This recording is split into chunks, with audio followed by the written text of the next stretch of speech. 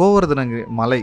இந்த மலைய பத்தி தனியாவே ஒரு கதை இருக்கு. உங்களுக்கு எல்லாருக்குமே தெரிஞ்சிருக்கும். இந்த கோவர்தனகிரிய சுத்தி இருக்க இந்த மக்கள், கோகுலத்து மக்கள் எல்லாரும் இந்திரனை தான் வழிபட்டுட்டு இருந்தாங்க.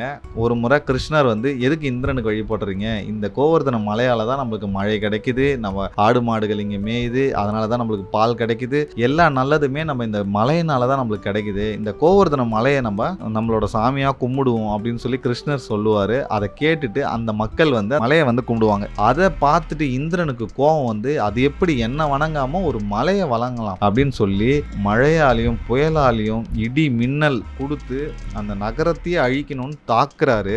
மக்கள் எல்லாம் பயந்துகிட்டு, கிருஷ்ணா உன் பேச்சை கேட்டு நாங்க இப்படி பண்ணிட்டோம், இது இந்திரனை கோவப்படுத்திருச்சே அப்படின்னு சொல்லும் போது இந்த கோவர்தனகிரி மலையை ஒற்றை விரலால தூக்கி அங்க இருந்த எல்லா மக்களையும் அந்த மலைக்கு கீழே கொண்டு வந்தாரு. தேவர்கள் அவங்களால முடிஞ்ச அளவுக்கு என்னென்னமோ செஞ்சு பாக்குறாங்க. ஆனா சிறுவனான கிருஷ்ணன் கிட்ட அவங்களால எதுவுமே பண்ண முடியல. மொத்த மக்களும் ஆச்சரியத்துல, அதிர்ச்சியிலையும் ஆச்சரியத்திலையும் கிருஷ்ணனை பாக்குறாங்க. என்ன இது, நம்ம கடவுளே நம்ம கூட இருக்காருன்னு அதை உணர்றாங்க. அப்பேற்பட்ட மலை தான் இந்த கோவர்தனகிரி மலை.